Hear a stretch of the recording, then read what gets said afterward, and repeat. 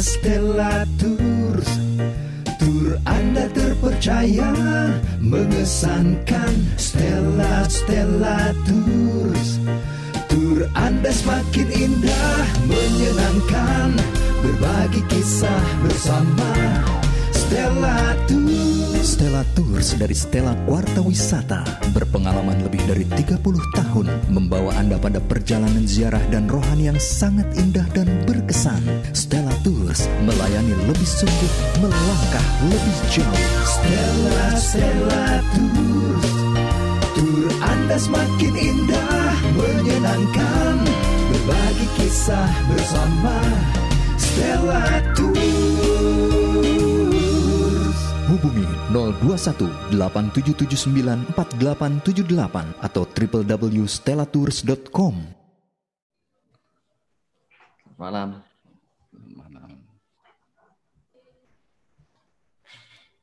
Selamat malam, Monsinyur Anton. Selamat malam.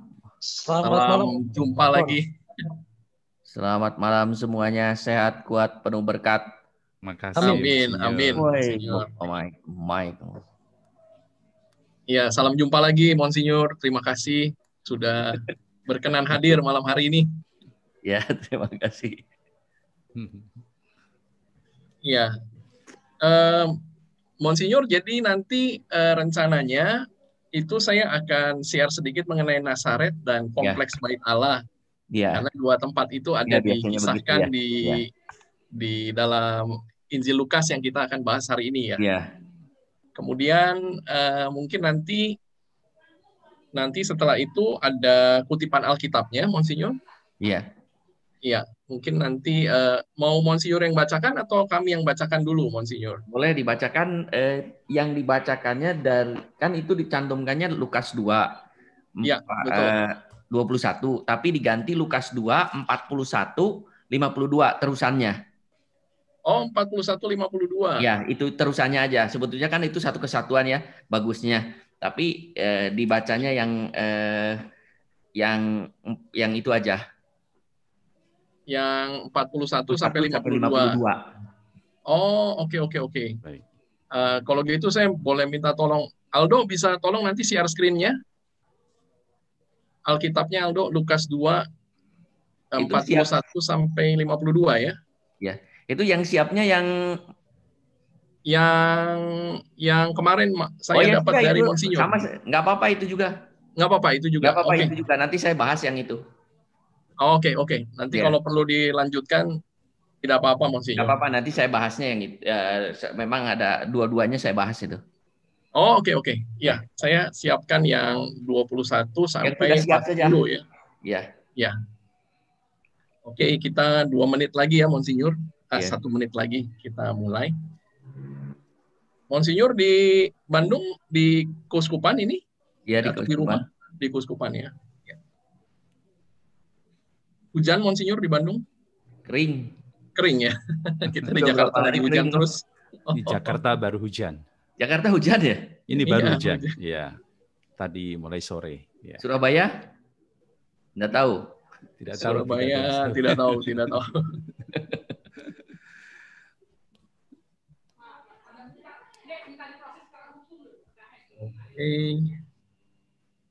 Oke, nanti kita mulai dengan doa dulu ya, Monsinyur. Nanti Monsinyur yang berdoa.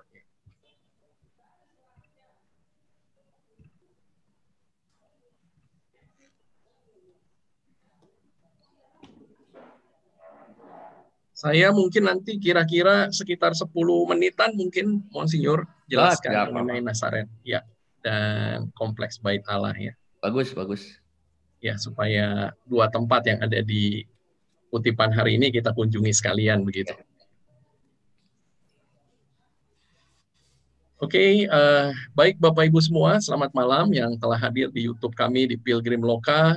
Sekarang jam 7:30 waktu Jakarta. Puji Tuhan, malam hari ini di dalam acara virtual Pilgrimage Series kita kedatangan tamu yang sangat-sangat spesial, Monsinyur Antonius Subianto, Uskup Bandung, yang berkenan untuk hadir malam hari ini dan akan membawakan satu renungan yang sangat indah tentunya dari Injil Lukas. Sebelum kita akan mulai acara kita malam hari ini, kita akan berdoa. Silakan Monsinyur. Marilah kita berdoa dalam nama Bapa dan Putra dan Roh Kudus. Amin. Amin. Allah Bapa yang Maha Baik, kami bersyukur kepadamu atas segala anugerah yang Kau limpahkan kepada kami. Kami bersyukur karena Engkau telah memberikan kepada kami banyak warisan rohani melalui sabdamu di dalam kitab suci. Ada banyak tradisi-tradisi juga yang semuanya adalah mendekatkan kami kepadamu. Pada hari ini kami ingin merenungkan ziarah keluarga kudus ke Bait Allah, ke Yerusalem, dan bagaimana Yesus dipersembahkan juga di dalam Bait Allah. Bagaimana keluarga kudus ini mengikuti aturan keagamaan dalam kerangka mengikuti sabdamu. Bapa yang Maha Baik, kami semua juga pernah berziarah, terlibat dalam ziarah, dan kami ingin merenungkan makna yang sesungguhnya dari ziarah itu. Bukalah hati dan budi kami, semoga terarah kepadamu, sehingga kami makin memperbaharui diri. Semoga dengan acara ini, kami pun senantiasa didorong untuk berziarah secara rohani, dalam arti kami mendekatkan diri kepadamu. Demi Kristus, Tuhan dan pengantara kami. Amin. Bapa, Putra, Kudus. Amin. Amin. Baik, terima kasih. Saya izin untuk segera share screen saya untuk memulai acara kita malam hari ini. Baik, Bapak Ibu semua yang telah hadir di YouTube channel kami di Pilgrim Loka, selamat datang di Stella Quarta Virtual Pilgrimage Series yang sangat spesial malam hari ini. Ya, kita kedatangan tamu yang sungguh-sungguh luar biasa, Monsinyur Antonius Subianto dari Bandung. Kami mengucapkan selamat memasuki masa Prapaskah untuk kita semua, dan Bapak Ibu yang mungkin belum subscribe YouTube kami di Pilgrim Loka maupun YouTube channel kami di Stella Quarta Official, silakan Bapak Ibu bisa subscribe, ya klik subscribe, dan jangan sampai ketinggalan acara-acara menarik kami. Bapak Ibu juga boleh follow Facebook kami di Stella Quarta Wisata dan Instagram kami di stella.quarta. Dan silahkan Bapak Ibu bisa mengirimkan pesan juga lewat WhatsApp ke 0818-783-552 supaya kami selalu bisa mengingatkan Bapak Ibu sebelum acara-acara menarik kami.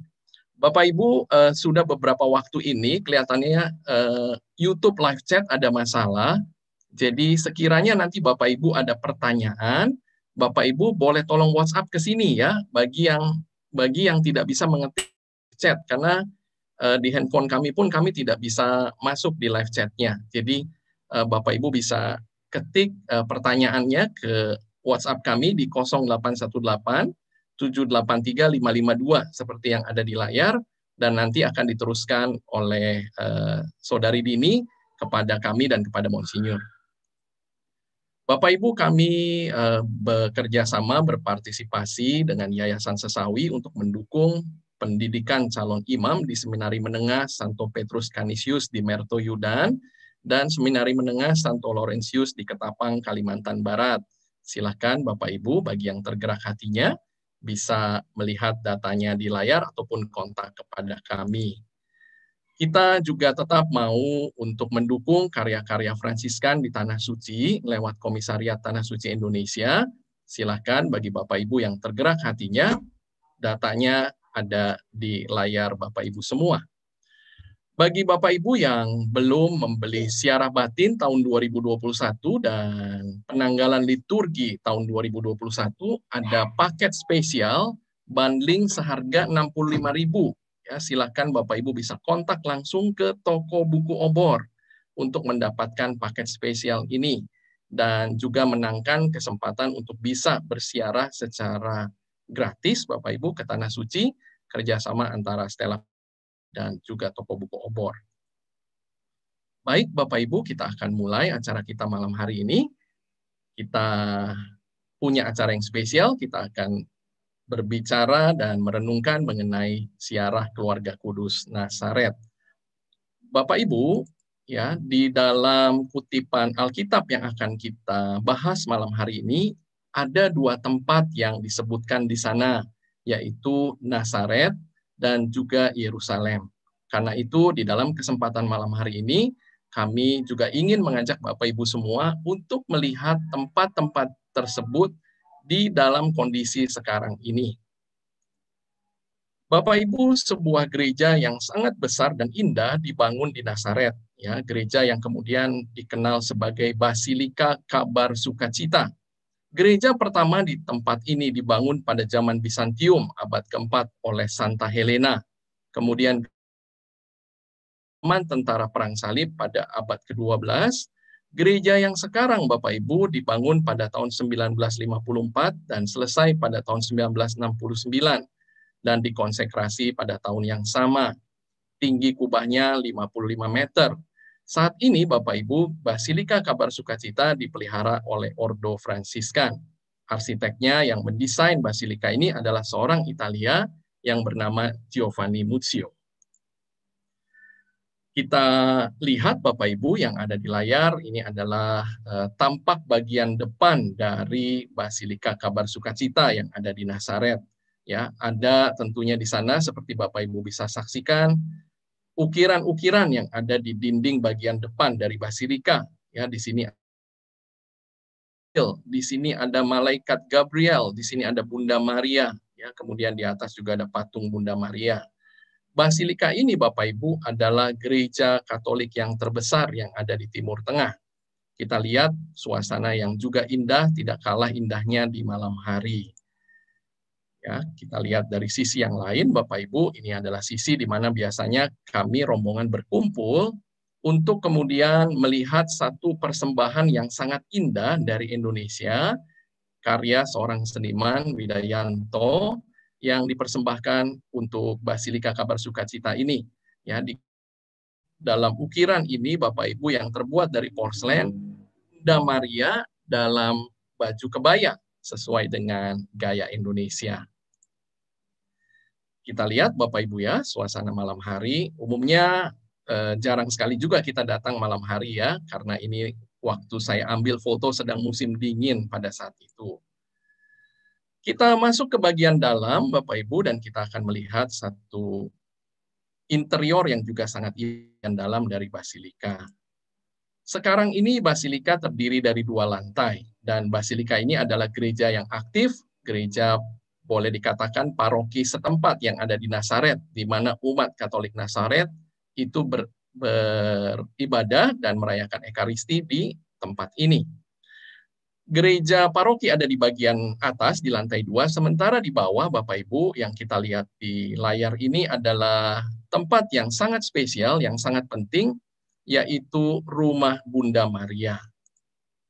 Kita lihat dari lebih dekat rumah Bunda Maria, dan kita lihat bagian dalamnya, Bapak Ibu. Ya, ini adalah gua di mana Bunda Maria tinggal saat itu, ketika malaikat Gabriel datang kepada Bunda Maria dan mewartakan kabar sukacita bahwa Bunda Maria akan melahirkan Yesus.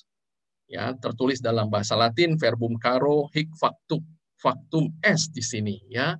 Disinilah sabda menjadi daging di tempat ini, ditandai dengan satu simbol ya yang ada di depan altar.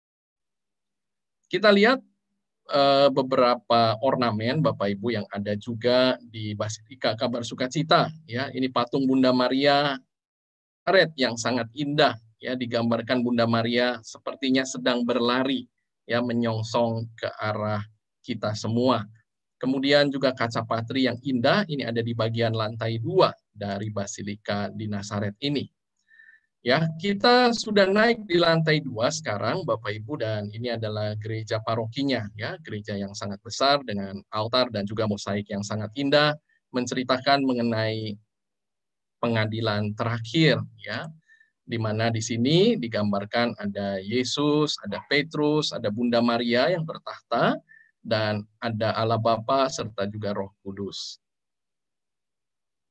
Bagian atap Bapak Ibu dari basilika didesain menyerupai bunga lili bunga lili yang akarnya ada di surga, ya. Jadi bunganya, untumnya menghadap ke bumi.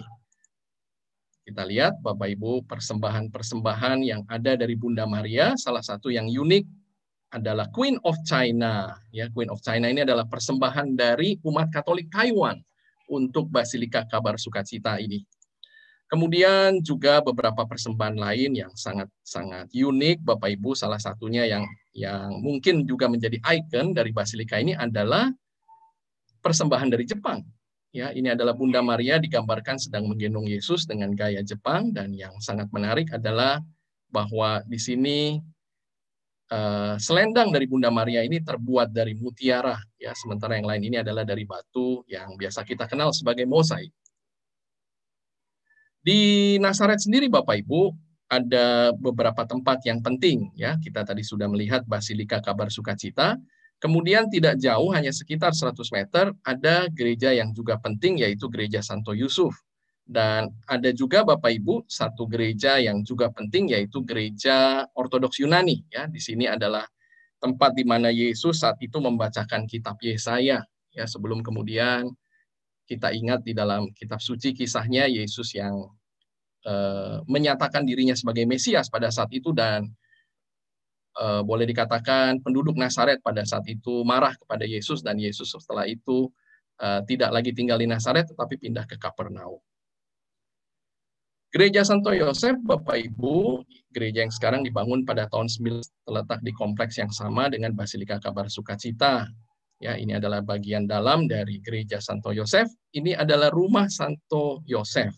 Ya, jadi Santo Yosef dan Bunda Maria bertetangga saja Bapak Ibu. Ya, kita lihat satu lukisan yang indah menceritakan mengenai kehidupan keluarga kudus pada saat itu, ya, digambarkan dengan sangat indah bagaimana Yesus membantu ayahnya Santo Yusuf.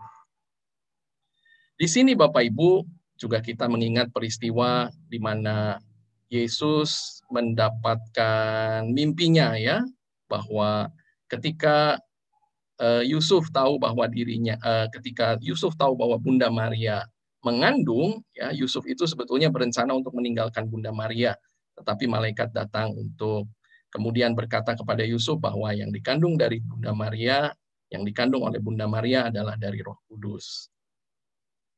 Ini bagian bawah dari gereja Bapak Ibu, ya, kita masih bisa lihat altar dan juga beberapa kaca patri yang indah menceritakan mengenai Yusuf yang sedang ada di hari tuanya, sedang ada di ajalnya bersama dengan Yesus dan Bunda Maria.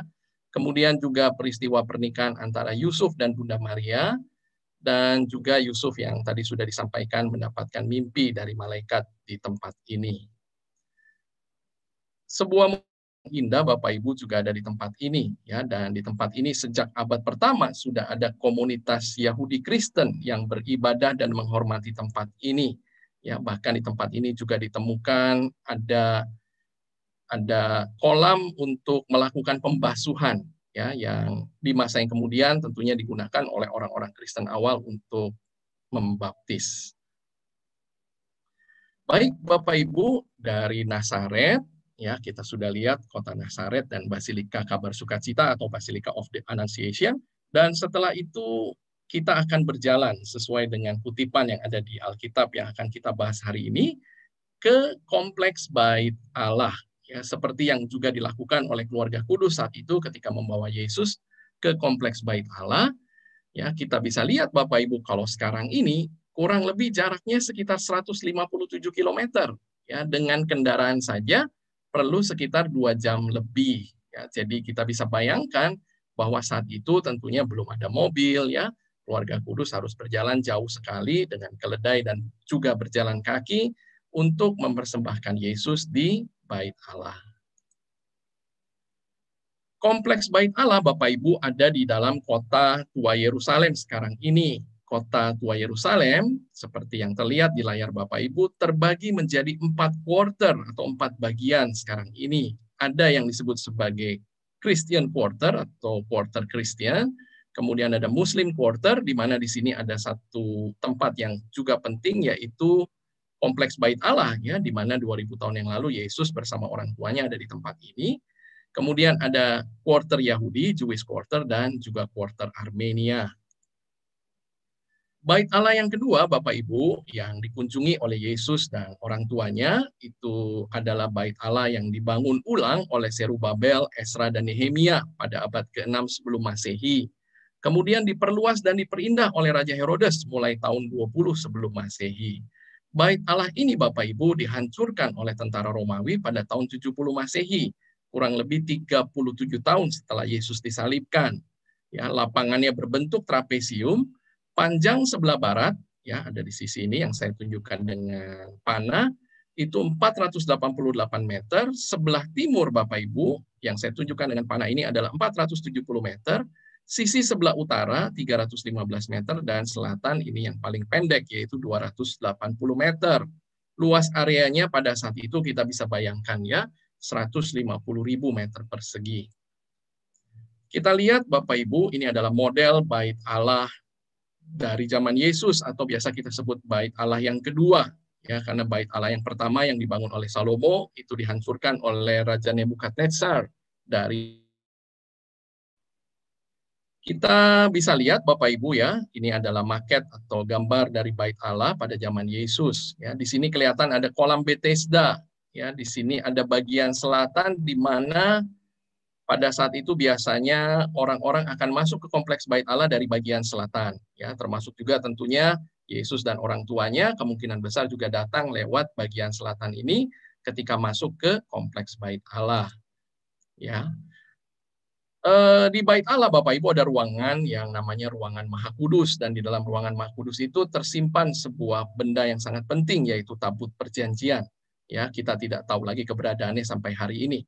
Tetapi Bapak Ibu, ketika tentara Romawi menghancurkan bait Allah dan kota Yerusalem pada tahun 70 Masehi, ya, di kota Roma ya ada sebuah lengkung kemenangan, ya, yaitu lengkung kemenangan dari Jenderal Titus. Dan di lengkung kemenangan tersebut Bapak Ibu ada relief yang kita miliki satu-satunya sampai hari ini, yang menggambarkan di sana bagaimana tentara Romawi membawa peralatan dari dalam ruangan Maha Kudus.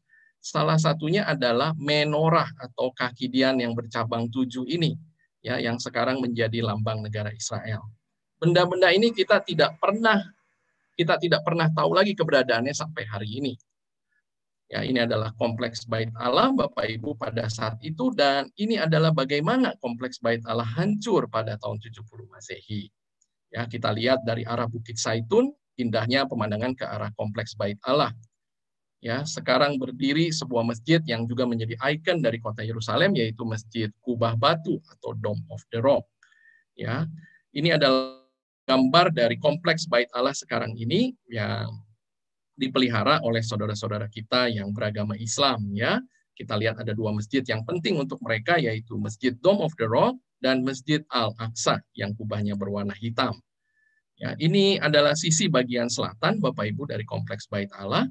Kalau kita datang ke Yerusalem, kita masih bisa melihat batu-batu asli Bapak Ibu dari zaman itu. Ya, kita masuk ke dalam kompleks tembok ratapan lewat pintu gerbang sampah atau pintu gerbang Dung Gate namanya, ya, dan kita akan melihat di sini ada satu jalan yang membelah kota Yerusalem pada saat itu. Ya, ini seniman menggambarkan bagaimana suasananya pada saat itu. Ini jalan asli Bapak Ibu ya, jadi boleh yakin kalau Yesus dan Bunda Maria dan Santo Yusuf dan murid-murid juga pasti pernah lewat jalan itu. Ya, ini pemandangan dari sisi sebelah selatan Bapak Ibu. Ya, di sini ada kubah Masjid Al-Aqsa. Ya, ini adalah gambaran artis bagaimana pintu masuk yang namanya kemudian dikenal sebagai Lengkung Robinson. Ya, ini adalah gambarannya pada 2000 tahun yang lalu. Dan yang menarik Bapak Ibu, kita masih bisa lihat sisa lengkungnya ya. Ini aslinya ada jembatan seperti ini, dan kita masih bisa lihat lengkungnya di sini. Ya, ini dalam foto yang lebih jelas, ini adalah sisa dari lengkung jembatan yang asli dari zaman itu. Penggalian arkeologi Bapak Ibu memperlihatkan bagaimana kehancuran yang sangat hebat dari kompleks bait Allah saat itu ketika dihancurkan oleh tentara Romawi. Kita lihat di sini batu-batu yang didorong oleh tentara Romawi dari bagian atas bait Allah ke bawah. Ini reruntuhan asli ya, semua Bapak Ibu yang ada di sana. batu-batu yang berasal semua dari Bait Allah yang dibangun oleh Raja Herodes, ya. Jadi Raja Herodes yang kemudian memperluas dan memperindah kompleks ini. Ini adalah bagian yang open air yang sangat penting sekarang ini untuk orang-orang Yahudi. Inilah yang disebut sebagai tembok barat atau tembok ratapan, ya, di mana menjadi tempat yang paling kudus untuk orang-orang Yahudi sekarang ini. Ya, ini dari sisi yang lain, Bapak Ibu. Kemudian kita lihat, ya, di saat hujan, ya, tidak ada orang, sedikit sekali, tetapi Bapak Ibu 24 jam biasanya selalu ada yang berdoa di tempat ini. Ya, kita lihat bagaimana orang-orang dari seluruh dunia itu meletakkan surat-surat permohonan mereka di dinding dari tembok barat atau tembok ratapan ini. Ya, ini gambaran yang lain, Bapak Ibu. Ya, kita bisa lihat ini tembok barat, ya, sisa yang tersisa sekarang ini. Sementara bagian yang lain dari sisi sebelah barat itu semuanya ada di bawah bangunan-bangunan yang ada sekarang ini.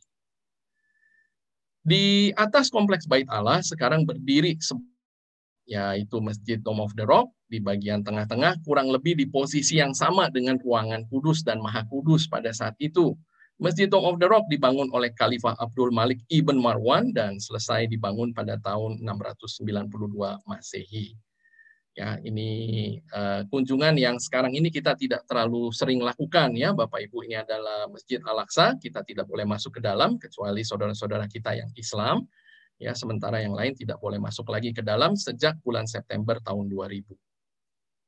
Ya, kita lihat indah sekali, ya, Bapak Ibu, desain dari Masjid Dome of the Rock ini yang pada waktu dibangun tentunya sangat terpengaruh gayanya dengan gaya-gaya gereja pada zaman Bizantium saat itu.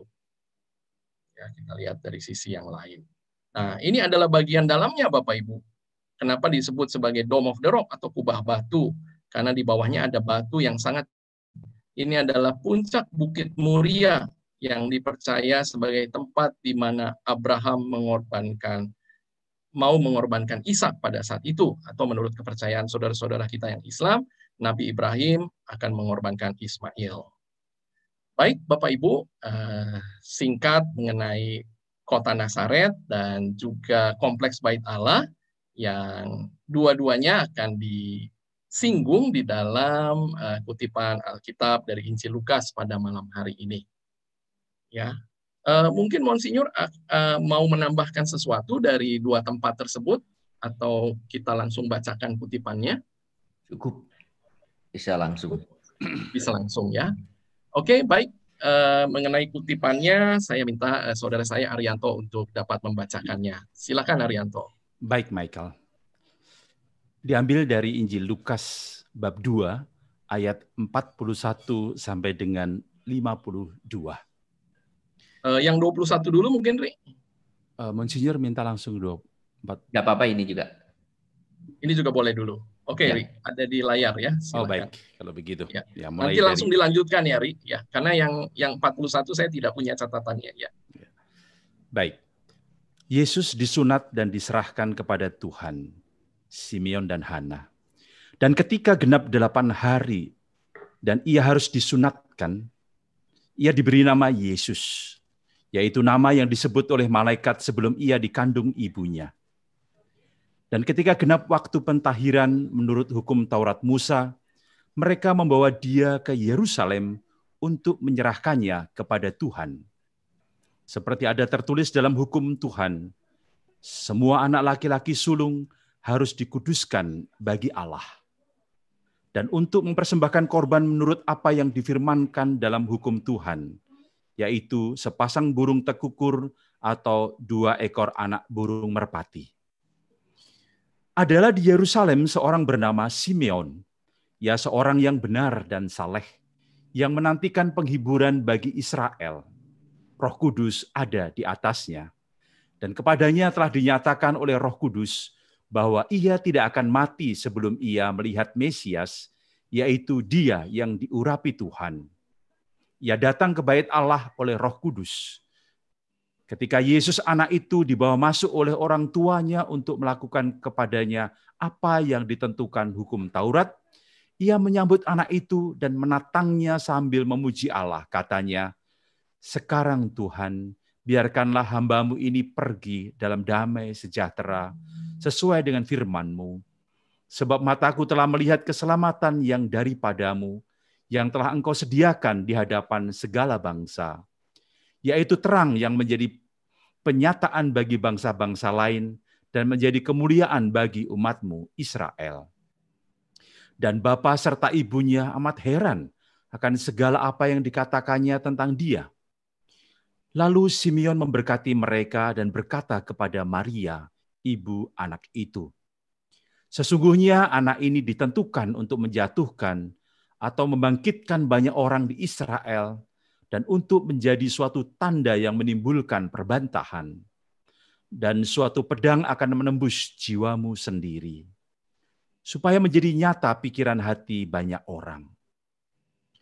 Lagi pula di situ ada Hana, seorang nabi perempuan, anak Fanuel dari suku Asyer. Ia sudah sangat lanjut umurnya. Sesudah kawin, ia hidup 7 tahun lamanya bersama suaminya. Dan sekarang ia janda dan berumur 84 tahun. Ia tidak pernah meninggalkan bait Allah dan siang malam beribadah dengan berpuasa dan berdoa. Dan pada ketika itu juga datanglah ia ke situ dan mengucap syukur kepada Allah dan berbicara tentang anak itu kepada semua orang yang menantikan kelepasan untuk Yerusalem. Dan setelah selesai semua yang harus dilakukan menurut hukum Tuhan, kembalilah mereka ke kota kediamannya, yaitu kota Nazaret di Galilea. Anak itu bertambah besar dan menjadi kuat, penuh hikmat dan kasih karunia Allah ada padanya. Yesus pada umur 12 tahun dalam bait Allah. Tiap-tiap tahun orang tua Yesus pergi ke Yerusalem pada hari raya Paskah. Ketika Yesus telah berumur 12 tahun, pergilah mereka ke Yerusalem seperti yang lazim pada hari raya itu. Sehabis hari-hari perayaan itu, ketika mereka berjalan pulang, tinggallah Yesus di Yerusalem tanpa diketahui orang tuanya. Karena mereka menyangka bahwa ia ada di antara orang-orang seperjalanan mereka, berjalanlah mereka sehari perjalanan jauhnya, lalu mencari dia di antara kaum keluarga dan kenalan mereka. Karena mereka tidak menemukan dia, kembalilah mereka ke Yerusalem sambil terus mencari dia. Sesudah 3 hari mereka menemukan dia dalam bait Allah. Ia sedang duduk di tengah-tengah alim ulama sambil mendengarkan mereka dan mengajukan pertanyaan-pertanyaan kepada mereka. Dan semua orang yang mendengar dia sangat heran akan kecerdasannya dan segala jawab yang diberikannya. Dan ketika orang tuanya melihat dia, tercenganglah mereka. Lalu kata ibunya kepadanya, "Nak, mengapakah engkau berbuat demikian terhadap kami? Bapamu dan aku dengan cemas mencari engkau." Jawabnya kepada mereka, "Mengapa kamu mencari aku? Tidakkah kamu tahu bahwa aku harus berada di dalam rumah Bapakku?" Tetapi mereka tidak mengerti apa yang dikatakannya kepada mereka. Lalu ia pulang bersama-sama mereka ke Nazaret, dan ia tetap hidup dalam asuhan mereka, dan ibunya menyimpan semua perkara itu di dalam hatinya. Dan Yesus makin bertambah besar, dan bertambah hikmatnya, dan besarnya, dan makin dikasihi oleh Allah dan manusia. Demikianlah sabda Tuhan. Terpujilah Kristus. Baik, terima kasih Arianto sudah membacakan kutipan dari Alkitab yang akan kita dengarkan juga tentunya renungannya malam hari ini. Silakan waktu dan tempat kami persilahkan kepada Monsinyur Anton. Terima kasih Bapak Michael dan Pak Arianto yang sudah membacakan panjang sekali. Tapi itulah kisah ya. Sebetulnya dalam perziarahan itu kitab suci harus selalu dibawa ya ketika ziarah. Maka kalau saya ada pastor, ada romo yang minta izin kepada saya untuk ziarah, selalu saya berkata, siapkan diri baik-baik untuk memimpin ziarah. Kalau tidak, jangan. pergi memimpin. Untuk apa memimpin ziarah kalau tidak siap? Ya, jadi maka yang diperlukan disiapkan oleh pembimbing rohani itu adalah apa yang perlu untuk mendalami kehidupan rohani. Sedangkan tadi dijelaskan misalnya oleh Michael tuh bagus ya tentang situs-situs ya, yang itu menjadi wilayahnya to reader, sehingga memperkaya pemaknaan ziarah, sehingga orang yang berziarah itu merasa seperti berada pada zamannya karena mendapat penjelasan yang memadai. Nah, sedangkan para pembimbing rohani itu bagaimana membawa kehidupan rohani. Kemudian kalau kita tadi mendengar tentang Yesus hilang ya 3 hari. Nah, saya dengar juga ada beberapa orang yang hilang waktu ziarah. Ya, ada yang bahkan disusul ketemu di kota lain. Waduh, seperti anak hilang dipeluk-peluk begitu ya. Mungkin Michael ya mengalami ya bagaimana ada orang yang hilang. Selalu saya dengar cerita-cerita lucu orang-orang yang hilang gitu ya. Hilangnya itu yang menarik. Lain dengan Yesus, yang satu hilang di bait Allah, yang lain itu hilang di tempat belanja. Ada perbedaan. Iya, Monsinyur. Ya, jadi saking asiknya belanja pada jadwal yang ditentukan itu lupa waktu. Sedangkan Yesus lupa waktu karena berada di bait Allah, sehingga tidak. Nanti kita akan melihat. Nah, sebagai pengantar ziarah itu kan kita tahu kegiatan rohani yang dilakukan sebagai bakti kepada pribadi tertentu. Maka siapa yang kita ziarahi? Ya, dalam kebiasaan sehari-hari kita saja ada ziarah. Dalam tradisi agama, ziarah ke tempat suci menjadi sarana untuk mendekatkan diri kepada Allah. Dalam kitab suci Perjanjian Lama, misalnya ziarah dikehendaki Allah kepada umat terpilih agar mereka beribadah kepada Allah sebagai apa? Kenangan akan pengalaman rahmat dibebaskan dari perbudakan Mesir. Jadi ziarah ada ungkapan syukur. Maka saya mendengar juga beberapa orang yang bersyukur kepada Allah meniatkan diri untuk berziarah, bahkan sampai menabung dan menyisihkan uang untuk dapat berziarah sebagai ungkapan syukur kepada Allah. Nah, rupanya orang-orang Yahudi pada zaman itu juga melakukan seperti itu, ya. Terutama bagi orang-orang yang kurang mampu itu melakukan, maka menyisihkan berbagai hal yang mungkin untuk perjalanan jauh. Tadi disebutkan ya, dari Nazaret saja ke Yerusalem 157 km. Bekalnya kalau tidak cukup, ya, maka harus mereka menyiapkan untuk bekal perjalanan dan bekal akomodasi selama perjalanan ziarah. Maka bisa dibayangkan bisa beberapa hari mereka berada di dalam perjalanan. Musa memerintahkan bangsanya untuk mengadakan perayaan-perayaan syukur. Ada banyak perayaan syukur. Saya sebutkan misalnya ada 7. Ada hari raya Paskah, hari raya roti tak beragi, ada hari raya buah sulung, ada hari raya 7 minggu, yaitu hari raya Pentakosta. Lalu ada hari raya peniupan seruring atau serunai. Lalu ada hari puasa dan perdamaian, dan ada hari raya pondok daun. Perayaan-perayaan ini dilakukan dengan cara berziarah.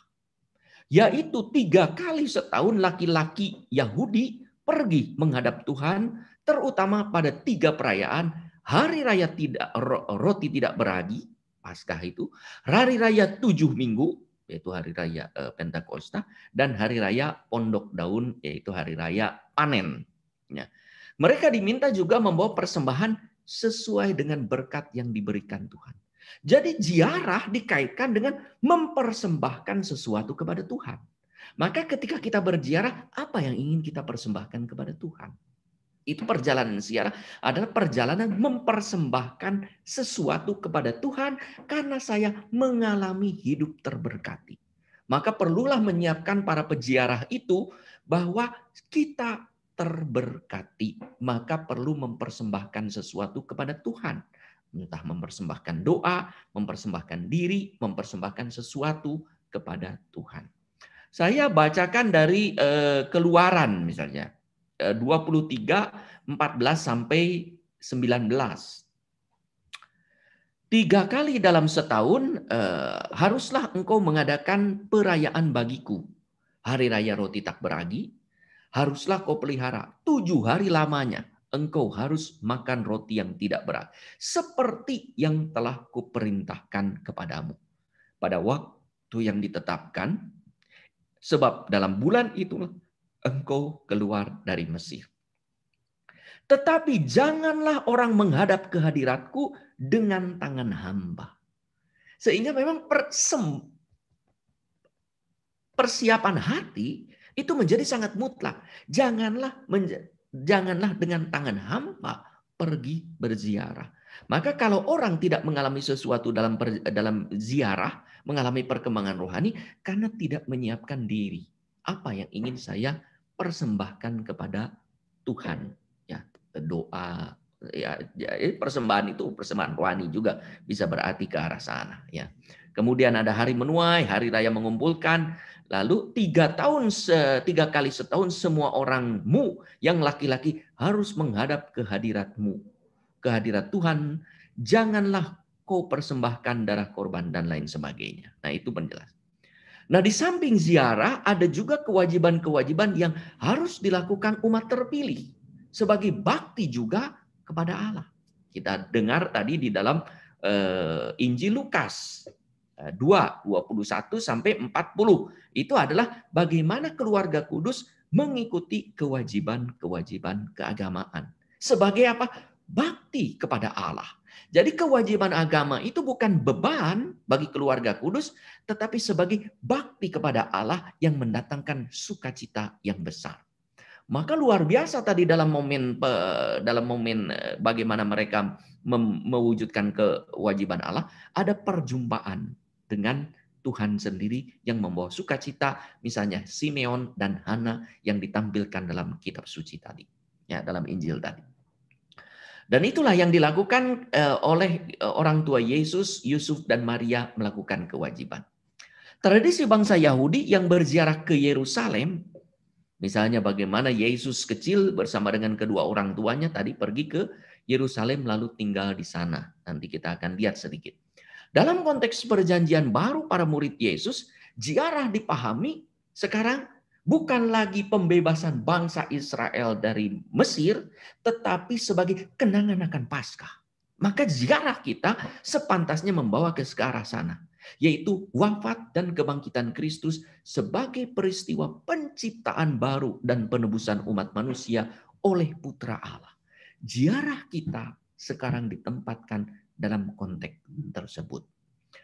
Kebangkitan Kristus itulah yang kemudian memberi makna baru pada ziarah yang mengarah pada bagaimana merenungkan dan mengalami jejak-jejak perjalanan hidup Yesus. Maka orang yang ziarah itu kan seperti saya berada di tempat Maria menerima kabar gembira. Tadi disebutkan ya, bagaimana di Nazaret Maria di gua itu ya, sabda menjadi daging. Nah, disitulah Maria. Berbahagialah orang yang pernah yang mendapat kesempatan untuk ke tempat situs di mana Maria mengalami pengalaman rahmat. Artinya kalau kita makin sering ke tempat situs-situs yang kudus, seharusnya juga aura kekudusan itu melekat dalam diri kita, dalam hati kita. Maka tantangan orang yang berziarah itu adalah tantangan sejauh mana aura kekudusan itu juga ada pada kita. Wah, lebih lagi nih, para pembimbing rohani yang sering ziarah itu kalau tidak kudus, aduh keterlaluan. Nanti orang bilang, waduh sudah sering ziarah aja nggak kudus-kudus. Maka tour leader deh Pak Michael ya. Tantangannya Pak Rianto ya. Tantangannya itu adalah makin kudus. Ya. Maka ya saya betul ya. Maka makin banyak baca kitab suci, makin nanti roh Tuhan ada. Penafsiran-penafsiran, makna-makna itu muncul dengan tiba-tiba Allah memenuhi itu. Karena saudara dipakai oleh Tuhan untuk membawa umat Allah mengalami pengalaman rohani sebagaimana dialami oleh orang-orang kudus pada zaman itu. Maka bisa ya perjalanan Yesus, Bunda Maria atau para rasul dan orang-orang kudus lainnya, ziarah-ziarah tempat itu ya. Tradisi berziarah itu mulai berkembang sejak abad ke-4. Dan saat ini banyak ziarah, bahkan sebelum COVID, banyak travel tumbuh bagai jamur di musim hujan yang menawarkan ziarah bahkan dengan promo para pembimbing pilihan yang dilengkapi paket ziarah kemana-mana. Jadi kalau pembimbingnya top, banyak yang ziarah. Padahal ziarah itu ditentukan bukan oleh pembimbing, oleh Allah, Roh Allah. Jadi keterbukaan pembimbing yang biasa-biasa, yang baru pertama baru pertama kali dan tidak berpengalaman, bisa jadi karena menyiapkan dengan sungguh-sungguh dengan doa, banyak orang mengalami pengalaman rohani yang luar biasa. Ya. Nah, inilah yang satu ajakan kepada kita untuk makin matang ketika kita mempersiapkan ziarah. Bahkan kadang tak sadar ziarah pun diiming-imingi hal-hal yang secara manusiawi menarik. Nggak ada salahnya, emang boleh ya, karena kan manusia itu kalau tidak diajak yang menarik tidak mau, gitu ya. Maka diajak yang menarik supaya mendapatkan hal yang bernilai. Ya, jadi arahnya itu mengajak yang menarik secara manusiawi, nanti masuk ke dalam pertobatan, diajak kepada sesuatu yang secara rohani sangat mendalam, sehingga orang mengalami luar biasa setelah kuartal. Nah, jadi orang mengalami pengalaman rohaninya di situ, ya, mengalami pengalaman rohani. Saya pernah membawa ziarah pada tahun 2000, apa yang saya siapkan? Doa yang luar biasa. Dan setiap hari saya ingat di dalam bis, saya menyiapkan setiap hari renungan yang sudah diketik secara rapi sebelum berangkat, saya sudah siap. Dan maka kalau saya menuntut sekarang para Romo untuk ini, karena saya sebagai Romo dulu pernah mengalami menyiapkan diri setiap hari. Saya buat sendiri buku misa, buku renungannya setiap hari dengan lagu-lagunya. Bukan disiapkan oleh ziarah, oleh travel pada waktu itu. Saya menyiapkan, ya. Karena maka di mobil, di bis itu ada humor. Maka kalau nggak ada lucu-lucu kan garing juga ya. Ada lucu-lucu. Tapi awal perjalanan dibuka dengan renungan. Sebagaimana yang sekarang banyak dilakukan. Teruskan itu. Ya, jangan sampai lucu-lucunya ada, renungannya dilupakan. Nah, itulah yang. Nah, maka yang saya bilang membuat sesuatu yang menarik itu sah-sah saja. Hanya sejauh mana tujuan dasar ziarah itu sendiri terus diakomodasi oleh para pengusaha dan pelaksana ziarah. Maka saya yakin rezeki itu diatur oleh Tuhan. Ketika kita mencurahkan seluruh energi untuk kepentingan Tuhan, maka Tuhan akan memberikan. Oh, kan sekarang tuh berat ya. Oh, travelnya banyak. Lalu katanya saingannya banyak. Dan marginnya tuh kecil-kecil gitu ya. Aduh, para pengusaha travel tuh pegang kepala. Jangan khawatir. Kita belajar dari tukang ojek. Di Jakarta itu ketika awal-awal ada Gojek online itu. Kan Gojek ditolak di mana-mana, tapi di satu tempat di Jakarta itu ojek dan Gojek bersama-sama. Di situ ada spanduk yang besar ditulis Gojek dan ojek ada bersama-sama, rezeki diatur Tuhan. Luar biasa kan? Ojek saja percaya. Nah, maka ya kita untuk mendapatkan peserta ziarah juga perlu berdoa. Tuhan, gerakkanlah orang-orang itu agar mengikuti ziarah ini untuk mendapat pengalaman rohani yang lebih. Jadi kalau seseorang ikut ziarah, Tuhan memanggil apa kepada peserta itu, kepada kita? Tuhan itu mau apa? Kenapa kita diberi kesempatan yang lain tidak? Ada orang-orang yang belum pernah ke tempat-tempat ziarah, ya, seperti yang kita lakukan, yang kita alami atau saudara alami semua. Ada yang saudara berkali-kali. Nah, Tuhan mau berbicara apa sebetulnya dengan seperti itu, ya. Jadi maka kalau kita ingat ya, tapi siapa Tuhan pernah ya, kita yakin siapa yang melayani misi Tuhan akan diberi rezeki oleh Tuhan. Tetapi siapa yang memanfaatkan, memanipulasi ibadat suci untuk kepentingan diri sendiri, organisasi, diomeli Tuhan. Ingat Markus 11 15-19, Yesus mengobrak-abrik bait Allah. Kenapa? Karena bait Allah mau dimanipulasi sebagai cara untuk mendapat keuntungan pribadi. Kan di situ ada penukar uang, dijungkir balikan. Karena apa? Orang diperas dengan menukar uang itu. Karena katanya uang ini sudah diberkati di bait Allah oleh imam, maka semua uang dari pasar harus ditukarkan di situ dengan harga lebih. Terjadi pemerasan. Maka Yesus marah luar biasa. diobrak-abrik tuh ya. Maka ziarah travel yang memanipulasi ini diobrak-abrik nanti sama Tuhan, dibawa pecut sama Tuhan, dijungkir balikan gitu ya. Nah, ini karena memang betul ya, mengajak kepada kita, terima kasih Stella Quarta ya, mengajak kesempatan untuk merenungkan makna ziarah. Tadinya saya ragu-ragu ya untuk memberikan ini, tapi ya diminta Bapak ya, Pak Yongki untuk terus-terus ya sudah. Dan saya juga tahu Stella Quarta ini menjadi sponsor dari Ziarah Batin, ya sudah bertahun-tahun untuk membaca. Nah itu idenya itu kan membaca kitab suci. Siapa tahu ada orang-orang yang tidak punya kesempatan karena tidak memiliki uang, diberkati oleh Tuhan, bisa pergi ke Tanah Suci, bisa pergi ke Lourdes. Ada berapa banyak yang sudah diantar, salah satunya oleh sponsor Stella Quarta. Jadi ada sponsor lain, satu sponsor lain, dan yang dilakukan ini saya katakan karena konteksnya Stella Quarta. Stella Quarta, maka terima kasih juga atas kemurahannya. Ya, makanya waktu saya bertemu juga kan, bagaimana Stella Quarta mau memberikan sponsor itu, dan Tuhan terus memberi kesempatan kepada Stella Quarta untuk berkembang. Bahkan secara kreatif sekarang bisa melakukan pertemuan seperti ini, Zoom seperti ini, ya. Dengan YouTube seperti ini sebagai bagian dari pelayanan rohani. Saudara-saudari yang terkasih, ada macam-macam motivasi ziarah untuk meminta sesuatu kepada Tuhan, mujizat, kesembuhan, keberhasilan, usaha, studi, cari jodoh. Enggak apa-apa, wajar dan bagus. Memang minta kepada Tuhan. Diminta dimanapun Tuhan akan mendengarkan, tapi rasanya lebih afdol, ya hanya perasaan lebih afdol boleh saja gitu ya. Perasaan lebih afdol di tempat ziarah oleh Tuhan. Yang jelas adalah kalau itu diminta di tempat ziarah, semoga ada pengalaman rohani yang lebih dalam. Bisa juga saat rileks, ya refreshing. Ada juga orang satur, rekreasi. Maka ada disebut jirek, ziarah rekreasi. Tapi rekreasinya yang banyak. Ziarahnya sedikit, ya ada juga gitu ya. Jadi lupa-lupa, maka apa yang akan dibawa waktu ziarah itu menentukan kesiapan kita berziarah.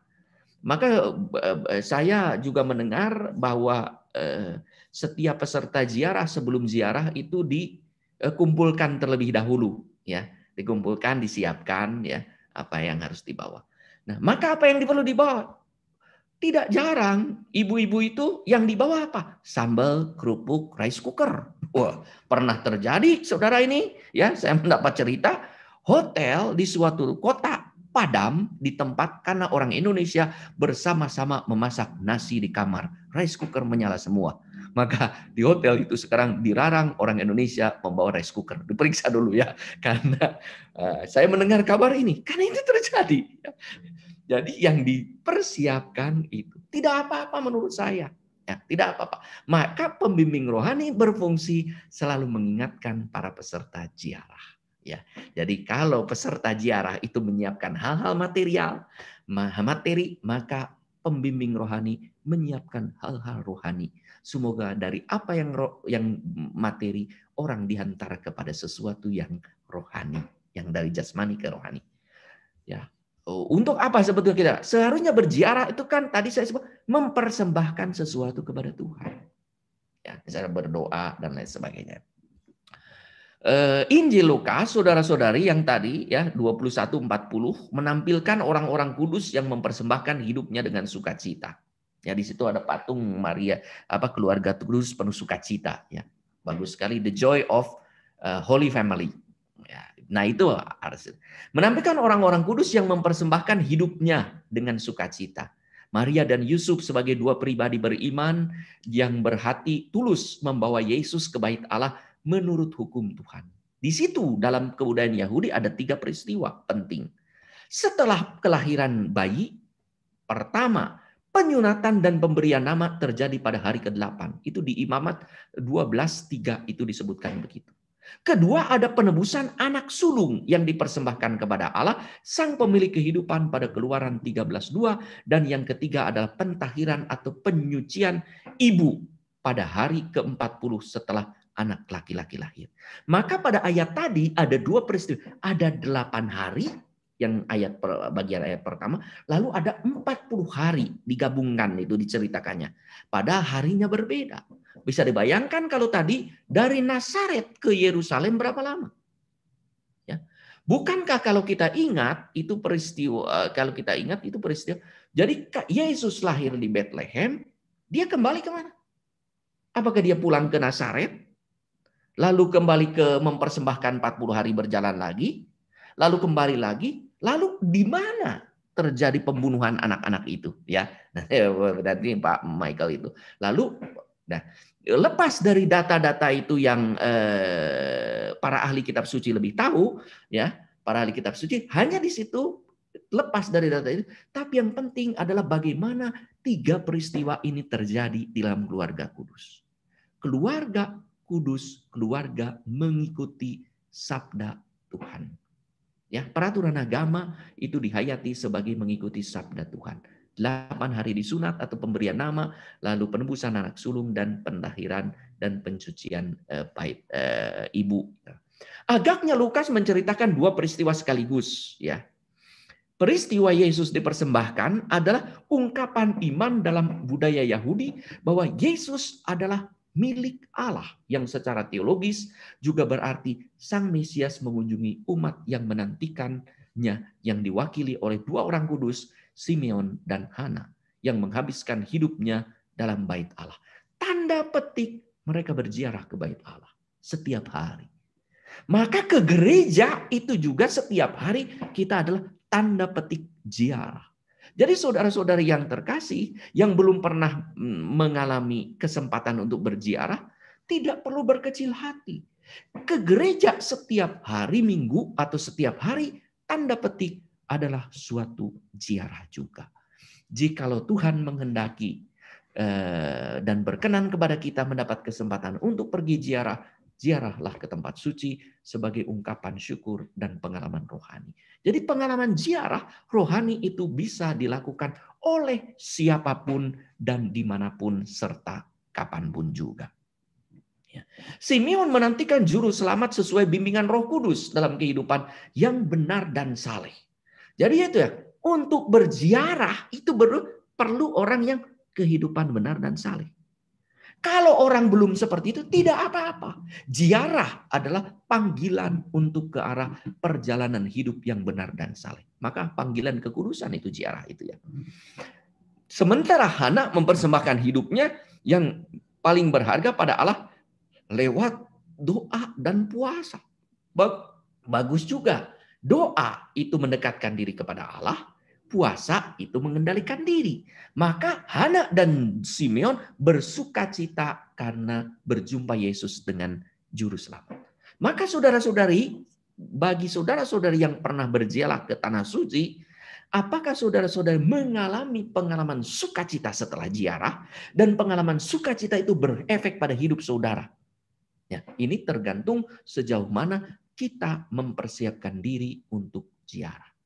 Maka saudara-saudara, kalau saudara-saudara sudah menginvestasikan waktu, tenaga, ya, mengorbankan pekerjaan, meninggalkan kegiatan dan keluar untuk berziarah, kalau tidak mendapat sesuatu yang lebih berharga daripada itu, pengalaman rohani dan perjumpaan perjumpaan dengan Tuhan secara lebih intens, lalu pertanyaannya, sayang sekali. Ya. Kelak pada usia 12 tahun yang tadi dibacakan selanjutnya pada Lukas 2, 41-52, Yesus diajak orang tuanya untuk berziarah. Ya, sudah diajari. Maka ajaklah anak-anak berziarah ke gereja. Ya, disiapkan dirinya. Maka orang yang sudah terbiasa ke gereja, bayangkan ketika ia mengalami anugerah datang ke Nazaret atau ke Yerusalem, luar biasa hatinya akan terharu. Pengalaman rohani, pengalaman pertobatan, pengalaman disentuh oleh Allah akan luar biasa. Jadi memang sehingga orang akan berkata, tidak sayang mengeluarkan uang untuk ziarah karena saya mendapat pengalaman rohani yang luar biasa. Ya, itulah yang kita selalu siapkan dan usahakan dalam berziarah. Kiranya Yesus tinggal di bait Allah, hilang. Bukan kebetulan bagi saya. tetapi untuk menekankan juga makna ziarah yang sesungguhnya, yaitu tinggal di bait Allah. Tinggal bersama Yesus. Tinggal bersatu dengan Allah. Ya. Bukankah Yesus sendiri adalah putra Allah yang bersatu dengan Bapa dan Roh Kudus? Maka ingat tadi dalam perjumpaan dengan Simeon, ketiga pribadi Tritunggal itu bersatu. Roh Kudus menaungi Simeon. Yesus putra Allah dipersembahkan kepada Allah Bapa. Terjadi Allah Tritunggal ada dalam bait Allah. Dan pengalaman perjumpaan rohani dengan Simeon ini. Sehingga Simeon berkata, sekarang Tuhan sekarang tibalah saatnya untuk beristirahat. Ya.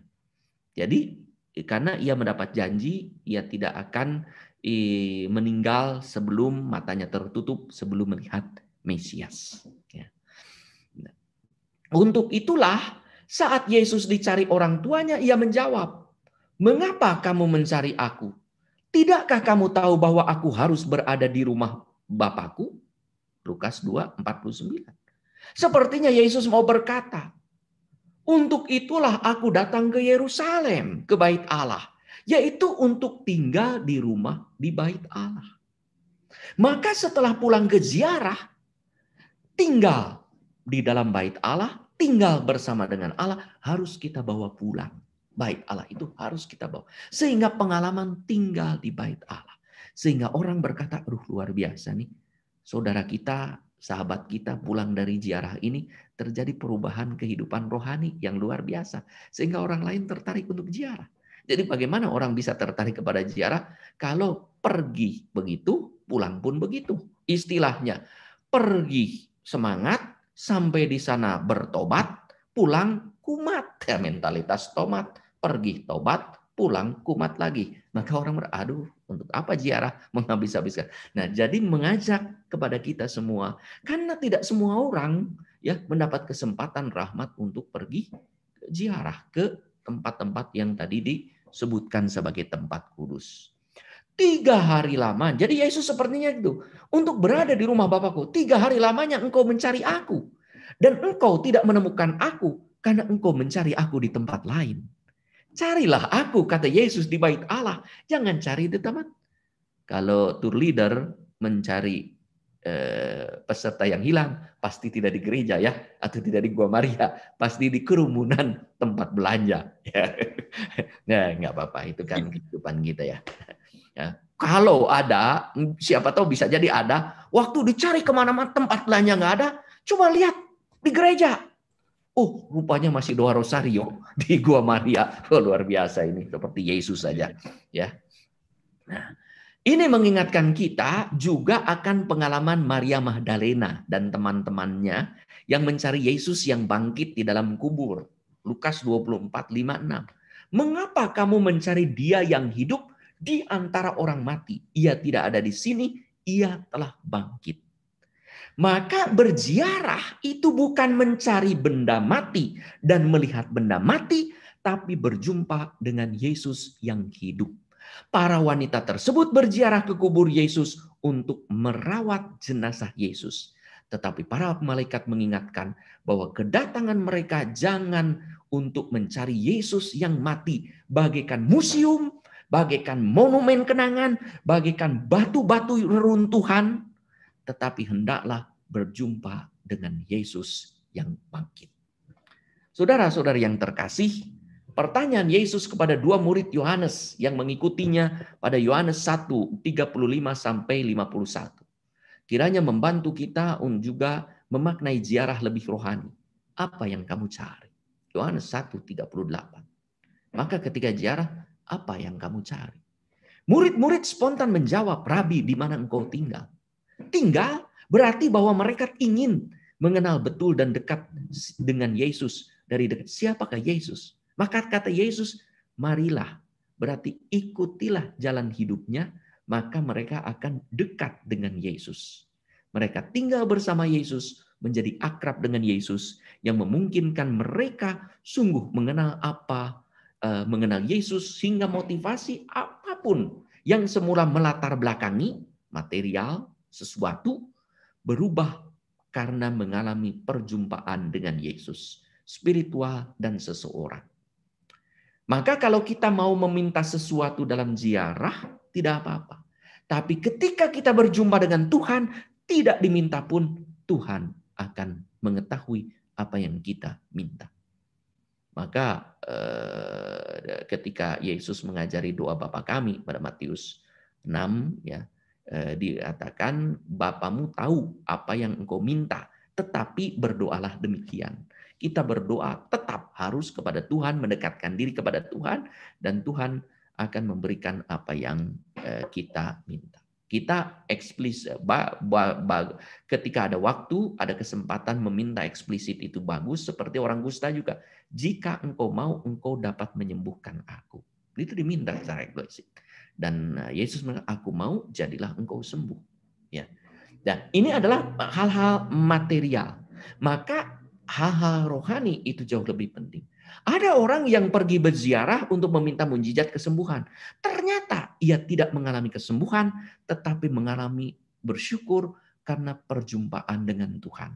Mengatakan dengan kata lain, ia berkata, seakan-akan berkata, saya tidak sembuh, tetapi mata rohani saya melihat menjadi sembuh. Nah, itu kan satu pengalaman rohani yang luar biasa. Sehingga makin mengalami dan memaknai siapakah Allah bagi kita. Maka berkat perjumpaan tadi, Yesus dengan dua muridnya itu, ya, yang itu Andreas disebut salah satunya.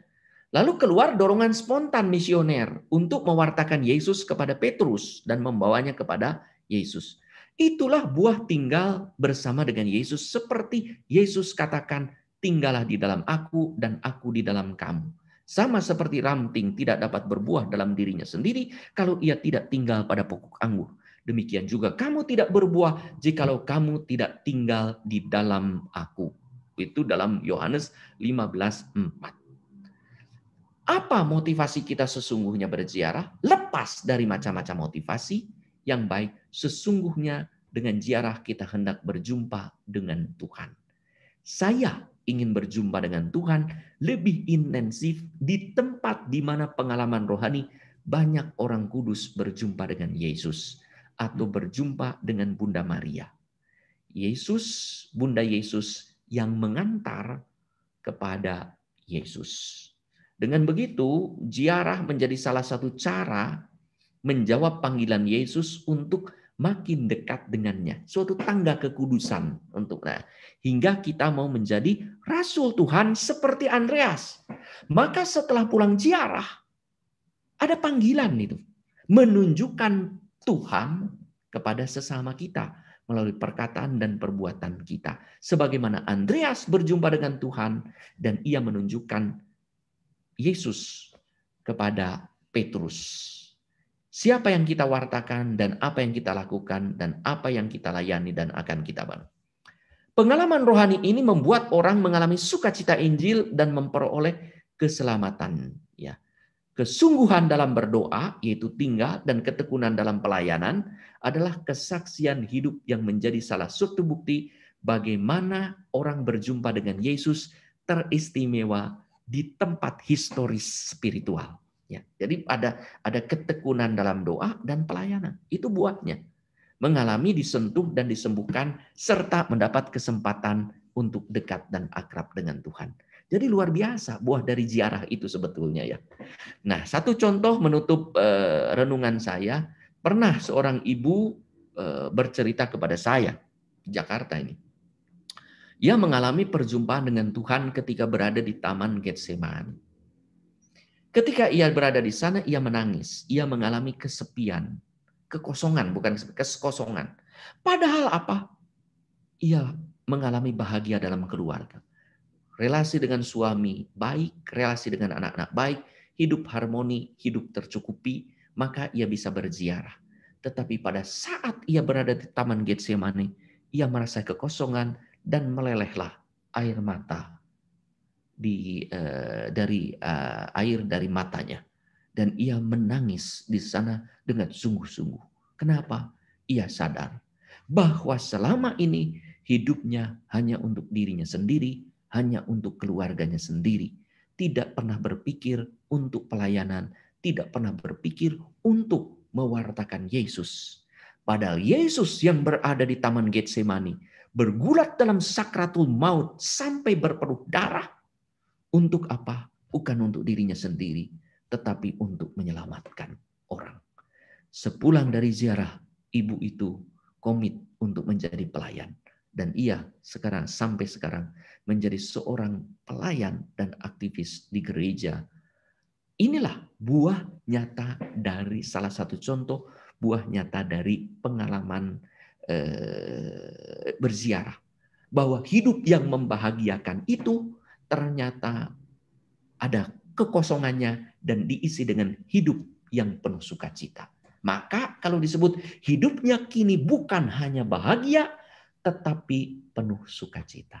Itulah buah dari ziarah.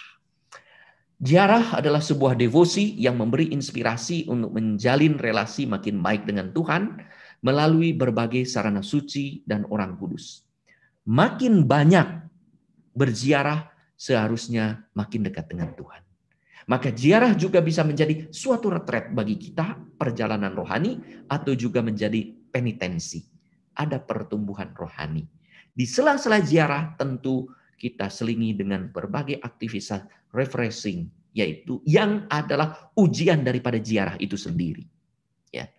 Tantangannya adalah bagaimana para tour leader ziarah suci, non-rekreasi, mengalami pengalaman rahmat. Jangan sampai orang berziarah ke Yerusalem atau berziarah ke tempat suci, lalu nanti pulang ke kota, nanti pada suatu hari ke kota, lalu judi di kota, ya, lalu masuk ke kasino, gitu. Waduh, lalu apa ini kaitan dengan ziarahnya itu ya? Jadi ada dua gap yang luar biasa. Maka acara-acara rekreasinya pun mau diharapan besar adalah disusun seiring dengan pengalaman rohani yang hendak ditimba dari ziarah.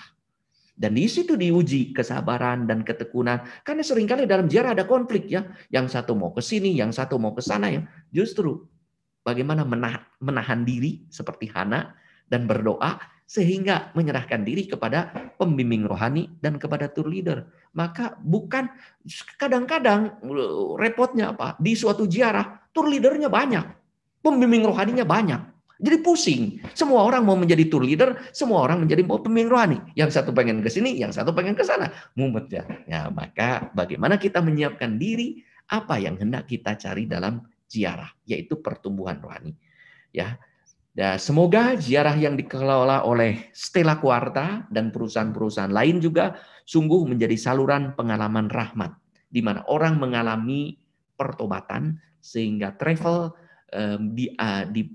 menjadi sarana kuratif, pertobatan, penyembuhan, dan juga menjadi sarana redemptif, orang mengalami penebusan dari Tuhan.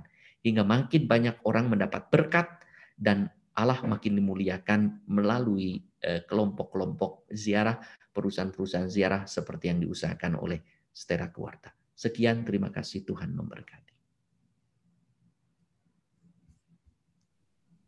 Baik, terima kasih Monsinyur Anton untuk renungannya yang luar biasa mengenai ziarah, dan terima kasih kami semua sebagai penyelenggara ziarah juga sudah diingatkan lagi ya mengenai bagaimana kita harus membawa peziarah-peziarah ini untuk semakin baik, semakin dekat dengan Tuhan, dan yang pasti harus berubah ya Monsinyur waktu pulang ya.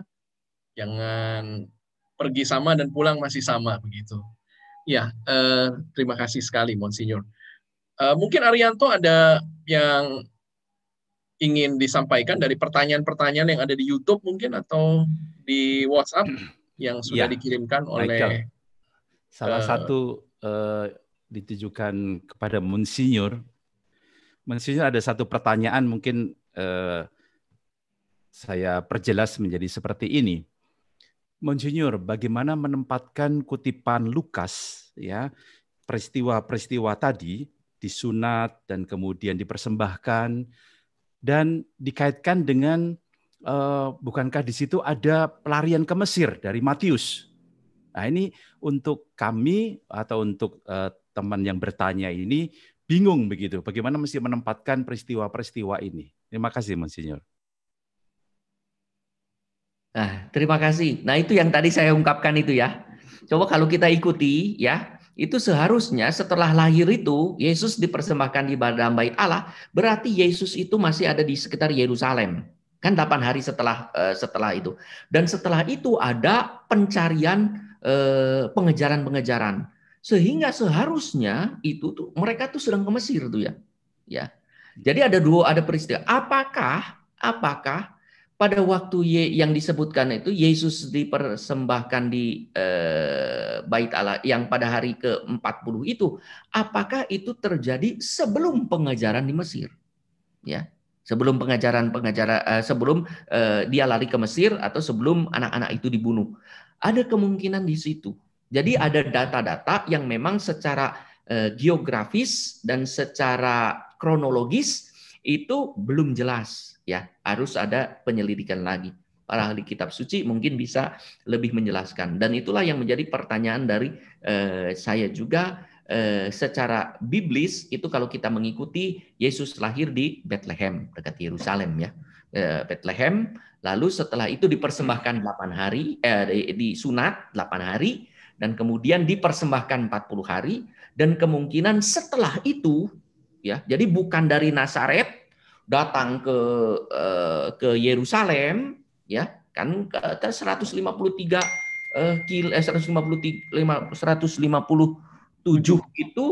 kilo itu kan jauh luar biasa gitu ya.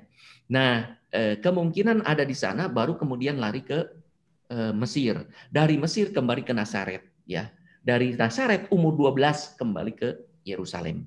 Ya, itu ada dicerita di satu film yang pernah saya lihat, itu salah satu tafsir juga ya. Karena film ini kan tafsir mau menggambarkan ya, bukan historis tapi mau menggambarkan apa yang sebisa mungkin mewakili kenyataan. Itu di film Maria Bunda Yesus itu yang saya ikut ya. Itu ada ya, bagaimana ia ke Mesir, lalu di Mesir ia kembali ke Nazaret, dari Nazaret ia pergi ke Yerusalem untuk dipersembahkan dan di sana hilang ya, lalu ketemu lagi. Nah, itu kemungkinan di situ ya. Baik, terima kasih Monsinyur. Mungkin Aldo Michael dulu kalau ada yang masuk. Michael, Aldo. Ya, dari saya sementara sambil saya lihat Arianto, silakan kalau ada yang udah Arianto catat. Iya, Monsinyur, saya terima kasih sekali. Harapan saya bahwa Monsinyur akan memberikan semacam pembekalan bagi tidak hanya para peziarah, tapi juga para pembimbing rohani, para tour leader, dan bahkan travel. Ya, jadi saya rasa ada beberapa masukan, misalnya boleh nggak ini nanti apa yang disampaikan Monsinyur juga akan menjadi bekal bagi para peziarah. Ini salah satu ide. Kemudian tiba-tiba muncul ya. Saya pun juga punya ide nih, apakah saya bisa mengumpulkan itu leader, kemudian untuk membicarakan hal yang Monsinyur sampaikan, karena tour leader ini kan juga diharapkan makin hari makin saleh, makin suci, makin itu tadi. Nah, mungkin juga ada cara-cara yang bisa Monsinyur masukan dari Monsinyur untuk para tour leader, karena memang saya melihat tour leader ini mempunyai peran yang cukup sentral, meskipun dalam hal ini pembimbing rohani menjadi partnernya. Syukur kalau dia sudah pengalaman seperti Monsinyur sampaikan, tapi kalau masih baru ini kan kemudian tour leader akan pegang kendali. Gimana Monsinyur? Ya, pertama yang perlu disyukuri adalah kalau kita ada orang yang dipanggil menjadi tour leader, memang kan itu mencari pekerjaan sebagai tour leader, tapi itu adalah panggilan Tuhan juga sebetulnya, ya. Panggilan Tuhan untuk membawa orang menjadi lebih baik. Kalau kita dipanggil untuk membawa orang menjadi lebih baik, artinya Tuhan juga memanggil kita untuk menjadi lebih kudus, menjadi lebih baik. Maka sebetulnya tour leader yang tadi saya bilang pada waktu mau menjadi tour leader, motivasinya adalah material.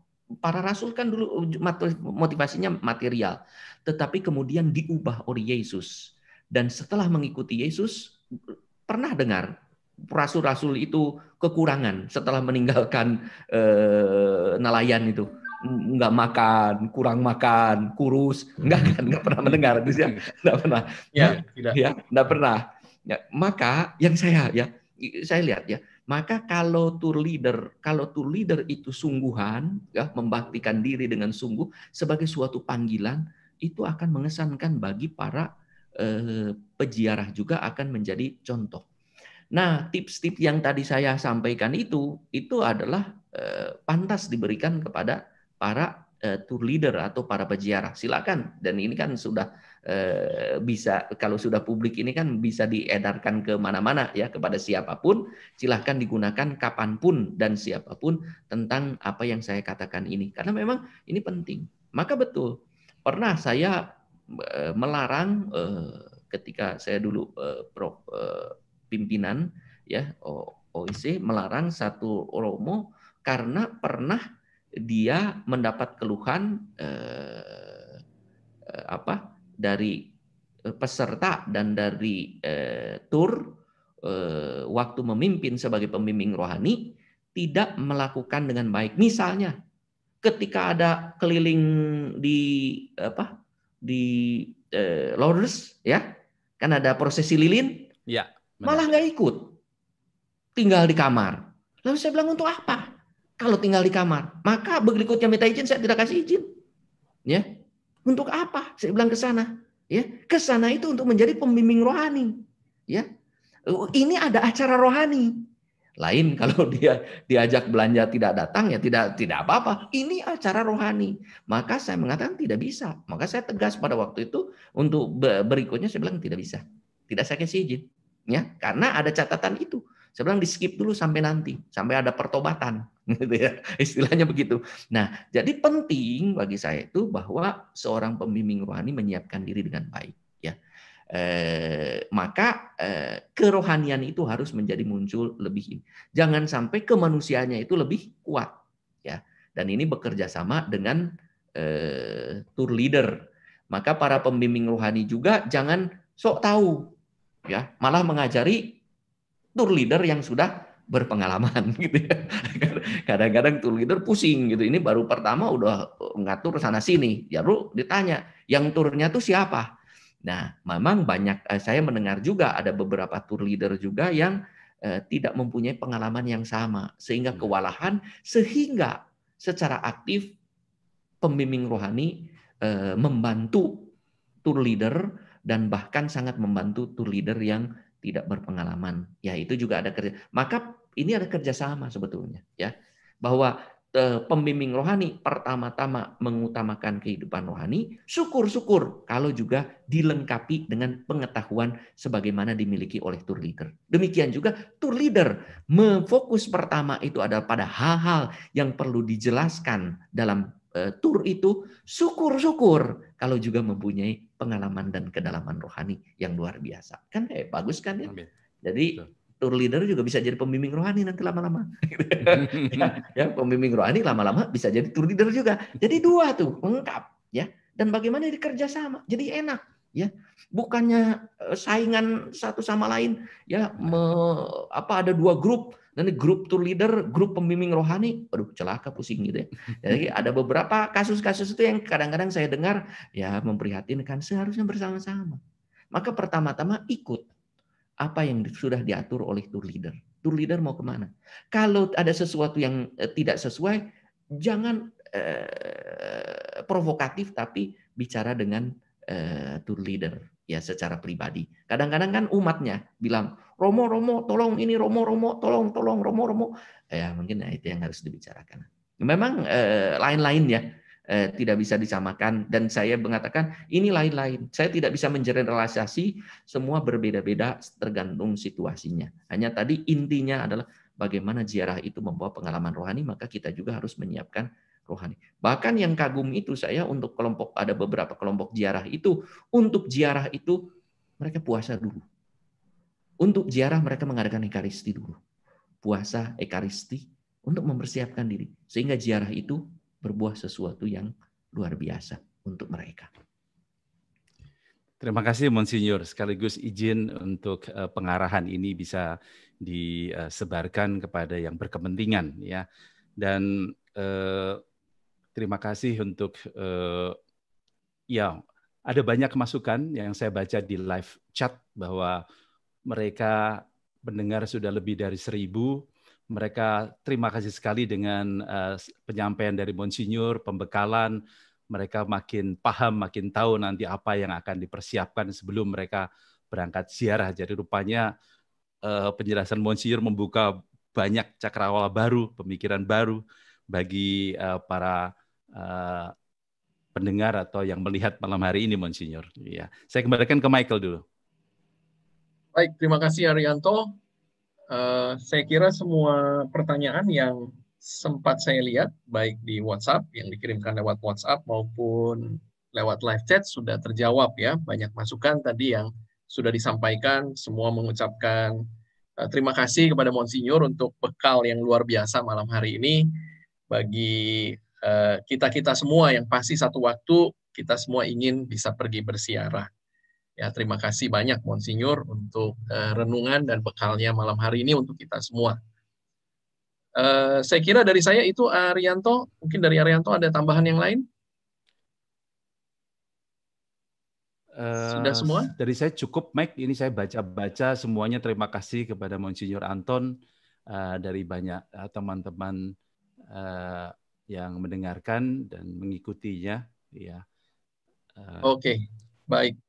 Kalau begitu, sebelum kita tutup acara kita malam hari ini dengan doa dan berkat dari Bapak Uskup, saya izin beberapa pengumuman untuk acara kita di minggu yang akan datang. Ya, saya izin dulu ya, Monsinyur, untuk share screen sebentar sebelum kita tutup dengan doa dan berkat.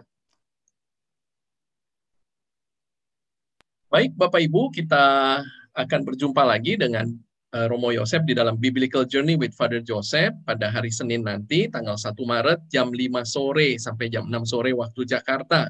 Dan kita akan diajak untuk pergi ke Hebron dan juga kota Betania. Ya, kita ingat tentunya kisah Yesus yang membangkitkan Lazarus di kota Betania, dan Hebron adalah tempat makam dari bapak dan ibu bangsa Israel, yaitu Abraham, Ishak dan Yakub, kemudian Sarah, Rebeka, dan Leah. Kemudian minggu yang akan datang, Bapak Ibu, di hari Rabu di dalam acara virtual Pilgrimage Series kita, kami akan mengajak Bapak Ibu masih di kota Roma, dan kita akan pergi ke Basilika Santo Yohanes Lateran, ibu dari semua gereja di dunia, kemudian gereja Skala Santa, di mana kita di dalam siarah bisa mendaki juga, menaiki tangga kudus yang dinaiki oleh Yesus, yang dibawa oleh Santa Helena dari Yerusalem, dan juga Basilika Santa Croce di Yerusalem. Jangan lewatkan Bapak Ibu, hari Rabu tanggal 3 Maret jam 19.30 ya, minggu yang akan datang.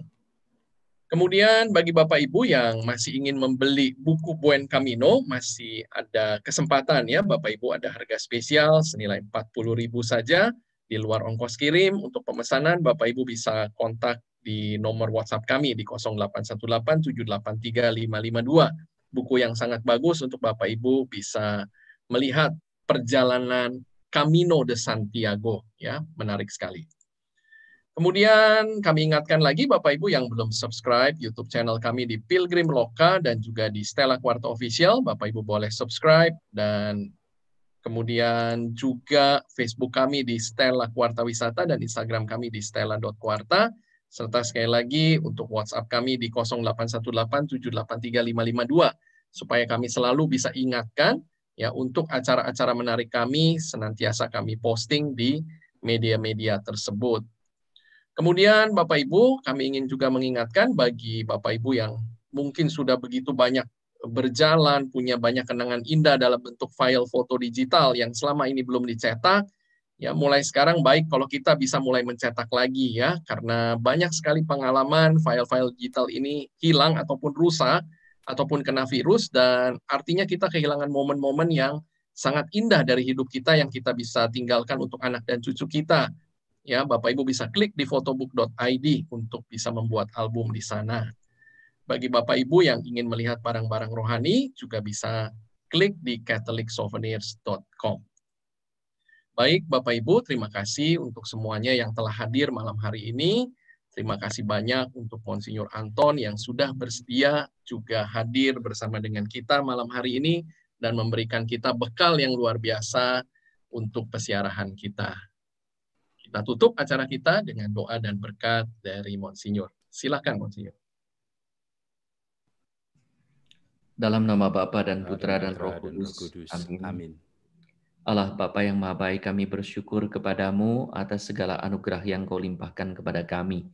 Terlebih Engkau berikan kesempatan kepada para pengusaha travel seperti Stella Quarta untuk membawa orang-orang mengalami pengalaman rohani.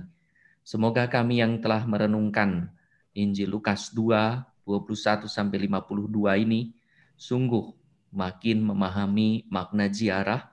Teristimewa kami juga bisa berziarah kapanpun dan dimanapun, tidak dipengaruhi oleh COVID-19, karena berziarah artinya juga adalah mempersembahkan diri kepada Tuhan dan beribadah kepada Tuhan. Bapa yang Maha Baik, kami mohon berkat-Mu untuk Stella Keluarga, semoga semua anggotanya dikuatkan dan dikuduskan. Kami juga berdoa untuk para peserta yang ikut terlibat pada malam hari ini. Semoga mereka mendapat pengalaman rohani dan Engkau berkati juga. Kami serahkan semua orang yang terlibat, Stella Quarta dan semua peserta ke dalam tangan-Mu. Sehingga melalui hidup mereka, nama-Mu dimuliakan, banyak orang mengalami keselamatan dan kami juga bersukacita karenanya. Demi Kristus Tuhan dan pengantara kami. Amin. Tuhan memberkati saudara sekalian, Bapa, Putra, dan Roh Kudus. Amin. Amin. Terima kasih Monsinyur. Selamat malam. Selamat malam Monsinyur. Terima kasih. Terima kasih saya live ya. Ya, terima kasih banyak Monsinyur. Terima kasih. Selamat malam. Selamat istirahat. Ya, terima kasih. Baik, Bapak Ibu semua. Kami bersyukur acara malam hari ini boleh berjalan dengan baik dan di luar ekspektasi kami ya. Kami boleh Monsinyur Anton Subianto boleh hadir malam hari ini bersama dengan kita semua. Ya, sekali lagi kita berdoa supaya pandemi segera selesai dan kita semua boleh lagi mulai untuk bersiarah. Malam hari ini kita dapat bekal yang luar biasa. Dan segera ya semoga kita bisa mewujudkan apa yang kita inginkan. Vaksin sudah mulai berjalan kok Mike, kita optimis. Vaksin sudah mulai berjalan, amin ya. Amin, kita semua sudah pelan-pelan mulai dapat vaksin, sudah banyak yang juga bisa sebentar lagi akan vaksin mandiri sepertinya ya, tidak harus menunggu lagi. Oke, baik, terima kasih Arianto, terima kasih baik, terima Aldo, kasih Michael, Aldo, Tino, Dini yang sudah membantu dan juga malam hari ini. Teman-teman para pesiar yang terkasih Mike yang ribuan malam hari ini datang di YouTube kita Mike. Terima kasih. Ya, terima kasih banyak Bapak Ibu semua yang sudah hadir malam hari ini. Minggu depan. Sampai jumpa minggu yang akan datang. Selamat malam, salam sehat buat selamat kita malam, semua. Salam sehat, sejahtera semua. Thank you. Amin. Bye, thank you.